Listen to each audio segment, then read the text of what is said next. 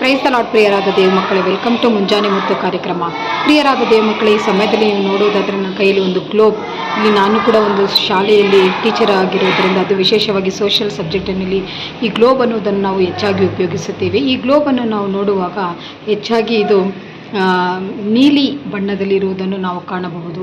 ಈ ನೀಲಿ ಬಣ್ಣವು ಏನನ್ನು ಪ್ರತಿಪಾದಿಸುತ್ತದೆ ಎಂಬುದಾಗಿ ನೋಡುವಾಗ ಇದು ಭೂಮಿಯಲ್ಲಿನ ನೀರಿನ ಅಂಶವನ್ನು ಅದು ತೋರಿಸುತ್ತದೆ.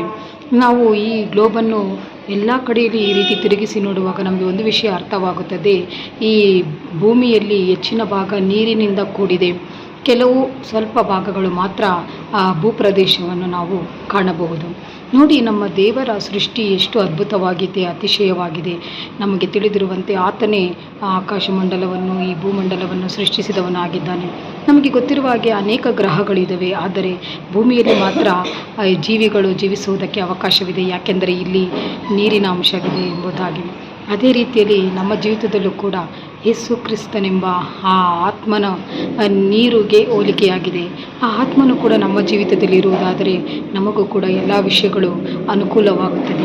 ಮಾತ್ರವಲ್ಲದೆ ನಾವು ಈ ಭೂಮಿಯನ್ನು ನೋಡುವಾಗ ಅದರಲ್ಲಿರುವ ಸುಂದರವಾದ ಪ್ರಾಣಿಗಳು, ಪಕ್ಷಿಗಳು, ಮಾತ್ರವಲ್ಲದೆ ಆ ಸುಂದರವಾದ ಪ್ರದೇಶಗಳು, ಬೆಟ್ಟಗಳು, ಗುಡ್ಡಗಳು ಎಲ್ಲವುಗಳನ್ನು ನೋಡುವಾಗ ನಮಗೆ ಒಂದು ವಿಷಯ ಅರ್ಥವಾಗಬೇಕು. ಇವೆಲ್ಲವನ್ನು ಆತನು ಎಷ್ಟು ಜಾಣ್ಮೆಯಿಂದ, ಎಷ್ಟು ಆಲೋಚನಾಕರ್ತನಾಗಿ, ಮುಂದಾಲೋಚನೆಯುಳ್ಳವನಾಗಿ ಆತನು ಈ ಮನುಷ್ಯರಿಗಾಗಿ ಸೃಷ್ಟಿಸಿದ್ದಾನೆ. ಆತನು ಸೃಷ್ಟಿಸುವಾಗ ಆ ಮನುಷ್ಯರಿಗೆ ನೀವು ಇದನ್ನೆಲ್ಲ ವಶ ಮಾಡಿಕೊಳ್ಳಿರಿ ಎಂಬುದಾಗಿ ಕೂಡ ಹೇಳುತ್ತಾನೆ.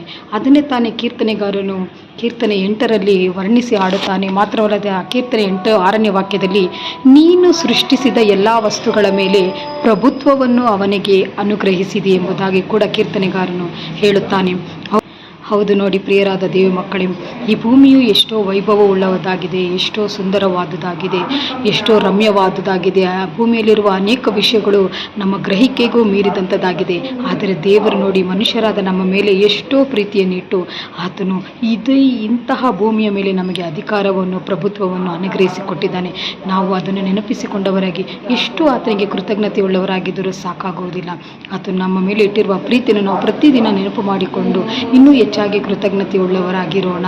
ನಾವು ನಮ್ಮ ಸೃಷ್ಟಿಯ ವಸ್ತುಗಳನ್ನು ನೋಡುವಾಗ ದೇವರನ್ನು ಹೆಚ್ಚಾಗಿ ಸ್ತುತಿಸುವವರಾಗಿರೋಣ. ಅದರ ಮೂಲಕ ಆತನ ಆಶೀರ್ವಾದವನ್ನು ಹೊಂದಿಕೊಳ್ಳೋಣ. ದೇವರು ಈ ವಾಕ್ಯ ಭಾಗದ ಮೂಲಕ ನಮ್ಮನ್ನು ಆಶೀರ್ವದಿಸಲಿ. God bless you. Have a nice day.